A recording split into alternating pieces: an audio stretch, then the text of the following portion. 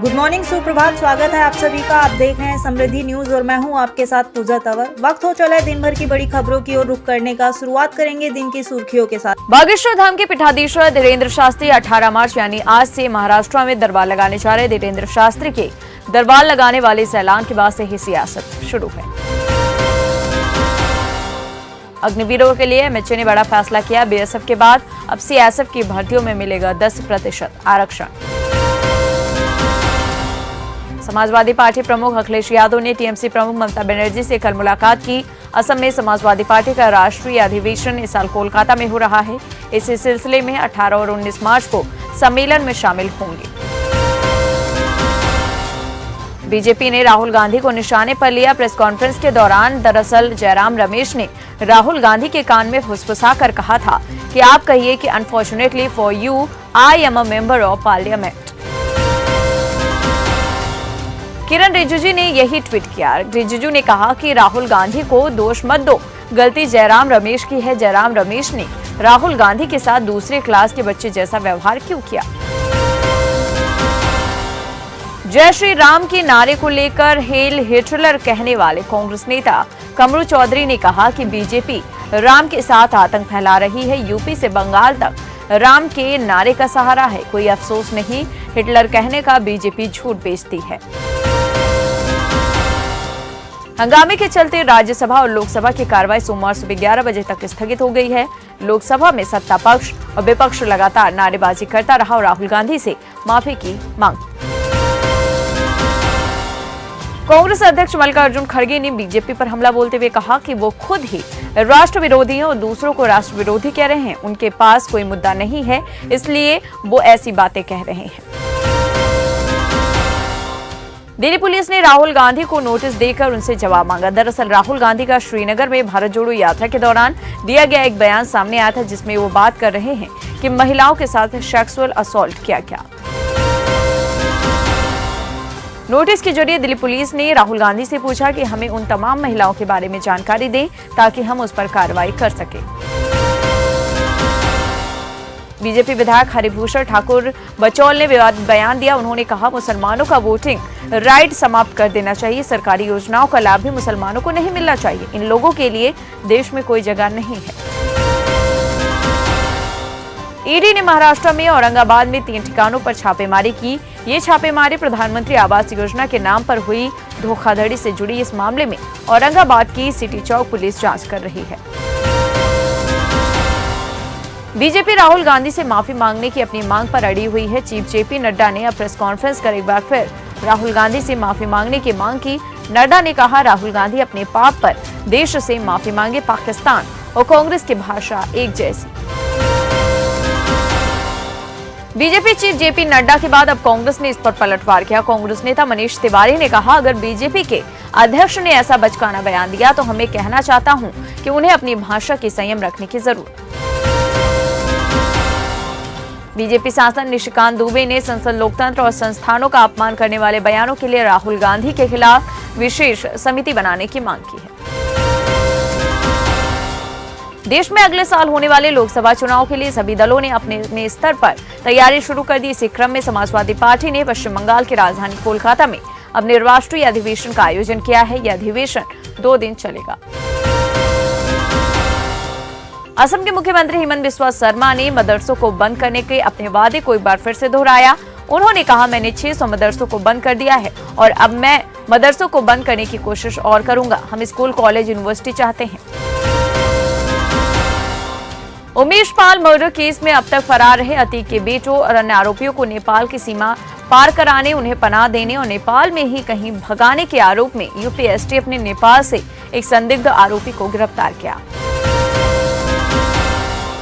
UP में पिछले 6 साल में 10,000 से ज्यादा अपराधियों के एनकाउंटर हुए हैं। मुठभेड़ में एक जाबाज पुलिसकर्मी भी शहीद हो गए, जबकि 401 पुलिसकर्मी घायल।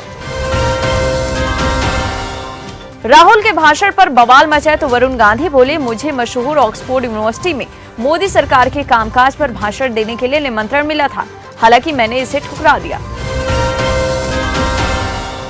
इसको लेकर बीजेपी के रविशंकर प्रसाद ने पलटवार करते हुए सवाल किया कि देश को कब तक भटकाएंगे राहुल गांधी। दिल्ली एमसीडी को लेकर भी बड़ी खबर सामने आई कि दिल्ली सरकार ने एलजी द्वारा चुने गए एल्डरमैन के खिलाफ अर्जी दाखिल की है। सुप्रीम कोर्ट में दिल्ली सरकार ने एल्डरमैन की नियुक्ति को चुनौती दी। 24 मार्च को एल्डरमैन पर सुनवाई होगी। पहली बार एलजी ने एमसीडी में एल्डरमैन चुने हैं। अब तक दिल्ली सरकार एल्डरमैन का चुनाव करती थी। सीएम योगी आदित्यनाथ ने कहा कि यूपी में पिछले 6 साल में 10,000 से ज्यादा अपराधियों के एनकाउंटर हुए, जिसे सुनकर अतीक अहमद दहशत में आ गया है। वहीं कोर्ट से लगातार ये मांग कर रहा है कि उसे यूपी की जेल में शिफ्ट न किया जाए। उमेश पाल हत्याकांड मामले में माफिया अतीक अहमद की पत्नी शाइस्ता परवीन की तलाश तेज कर दी गई है। इस सिलसिले में पुलिस ने 3 अलग अलग टीमें बनाई है। कॉल डिटेल की मदद से लोकेशन ट्रेस करने की कोशिश की जा रही है।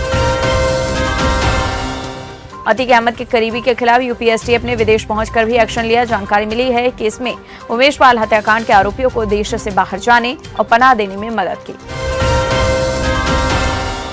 कोविड-19 के मामलों में तेजी को लेकर केंद्र सरकार की ओर से 6 राज्यों कर्नाटक, महाराष्ट्र, गुजरात, तेलंगाना, तमिलनाडु और केरला में लगातार बढ़ रहे केस कोरोना संक्रमण के मामले को देखते हुए केंद्रीय स्वास्थ्य मंत्रालय की ओर से जांच, निगरानी और बचाव के उपायों को लेकर निर्देश जारी किए गए हैं। पाकिस्तान और चीन की अब खैर नहीं। दरअसल भारत में तैयार होंगे 70,000 करोड़ के हथियार।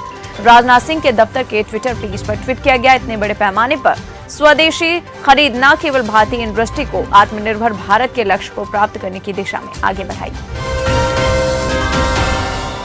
कश्मीर पुलिस के हाथ बड़ी कामयाबी हाथ लगी। अधिकारी के भेष में घूम रहे किरण पटेल नाम के एक शख्स को श्रीनगर से गिरफ्तार कर लिया गया है, जिस पर घाटी में संदिग्ध गतिविधियों में शामिल होने का आरोप है।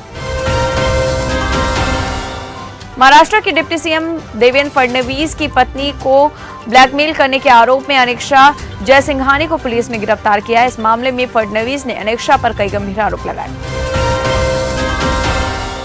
राहुल गांधी के बयान पर विरोध तेज हो गया। इसको लेकर गृह राज्य मंत्री अजय मिश्रा ने भी पलटवार किया और कहा कि राहुल का बयान हताशा का परिणाम। राहुल गांधी ने ऐसा कुछ भी नहीं कहा जिस पर उन्हें माफी मांगनी चाहिए, ये बात कही है शशि थरूर ने। 4 वेदों में से एक वेद सामवेद के उर्दू संस्करण का विमोचन हो गया। बता दें अब हिंदी के साथ इसे उर्दू में भी पढ़ा जा सकेगा।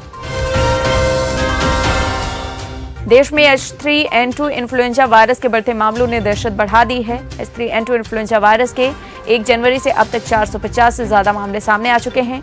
दिल्ली, गुजरात, महाराष्ट्र, हरियाणा, ओडिशा के बाद अब मध्य प्रदेश में भी केस सामने आया है।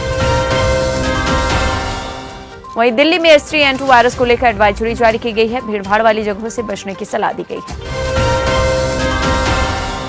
केंद्रीय मंत्री स्मृति ईरानी ने कहा, कोई भी समाज अपने ही देश में अल्पसंख्यक नहीं हो सकता। सभी को खुद की पहचान बतौर एक भारतीय देखनी चाहिए। पूर्वी सिक्किम में फंसे 10,000 से ज्यादा टूरिस्ट, सेना ने किया रेस्क्यू। उत्तर प्रदेश में बिजली संकट बढ़ने की संभावना जताई जा रही है। निजीकरण के खिलाफ 72 घंटे के लिए बिजली कर्मियों ने हड़ताल का ऐलान किया है। अब इसके खिलाफ ऊर्जा शर्मा AK शर्मा ने बड़ा फैसला लिया और कहा कि जनता को तकलीफ होने पर और तोड़फोड़ किए जाने पर एस्मा के तहत कार्रवाई होगी। उधर पश्चिमी अफ्रीकी देश सेनेगल में बवाल मचा हुआ है। विपक्षी नेता ओस्मान सोको के समर्थन सड़कों पर उतर आए हैं। सोको पर मानहानि का मुकदमा चल रहा है। रेप का भी आरोप है। सोको राष्ट्रपति पद के दावेदार है। उधर बाढ़ के आगे तुर्की लाचार नजर आ रहा है। 2 प्रांतों में भारी तबाही हुई। बाढ़ की वजह से हजारों लोग बेघर भी हुए। अब तक 14 से ज्यादा लोगों की मौत। कई इलाकों में बाढ़ का पानी भरा हुआ है। पाकिस्तान के विदेश मंत्री बिलावल भुट्टो जरदारी ने एक बार फिर से कश्मीर का रोना रोया है। ऑर्गेनाइजेशन ऑफ इस्लामिक कोऑपरेशन मंच पर बोलते हुए बिलावल ने कहा कि भारत और पाकिस्तान के बीच तब तक कोई स्थायी शांति नहीं हो सकती जब तक कश्मीर का मुद्दा हल नहीं हो जाता। ट्विटर है विदेशी कंपनी। आर्टिकल 19 के तहत फ्रीडम ऑफ स्पीच की नहीं की जा सकती है मांग। केंद्र सरकार ने ये बात कही। कोल्ड स्टोरेज हादसा में संभल के प्रभारी मंत्री धर्मपाल सिंह ने जिला उद्यान अधिकारी को सस्पेंड कर दिया। आपको बता दें इस हादसे में 11 से ज्यादा कर्मचारियों की मौत हो चुकी है। सीमांचल में बीजेपी और महागठबंधन के बाद ऑल इंडिया मजलिस इत्तेहादुल मुस्लिमीन के चीफ असदुद्दीन ओवैसी किशनगंज लोकसभा क्षेत्र का दौरा करेंगे। अपनी फरियाद लेकर अखिलेश यादव के पास पहुंचे नोएडा के किसान, तो वहीं किसानों का कहना है कि अखिलेश यादव ने उनकी बात सुनी और इसके बाद नोएडा कमिश्नर लक्ष्मी सिंह को फोन किया, किसानों के साथ हो रहे उत्पीड़न की जांच कराने का आश्वासन दिया। घर के झगड़ों का जिक्र बाहर नहीं किया जाता। लंदन की कैम्ब्रिज यूनिवर्सिटी में राहुल गांधी की ओर से दिए गए भाषण पर स्मृति ईरानी ने तंज कसते हुए बात कही। सपा विधायक इरफान सोलंकी और भाई रिजवान की रंगदारी मामले में जमानत खारिज हो गई। बीजेपी कार्यकर्ता ने दर्ज कराई थी एफआईआर। उधर स्वरा भास्कर के रिसेप्शन में राहुल गांधी और केजरीवाल समेत वामपंथी दल के नेता प्रकाश करात और उनकी पत्नी वृंदा करात भी शामिल हुए। सूत्रों से पता चला है कि देश में ऑनलाइन दवाइयां बेच रही फार्मेसी एप्स को बंद किया जाना है। बता दें क्योंकि वेबसाइट पर जो दवाएं बिना डॉक्टर के प्रिस्क्रिप्शन के बेची जा रही। तो आज की बात बस यहीं तक, कल फिर होगी मुलाकात। जय हिंद, जय भारत।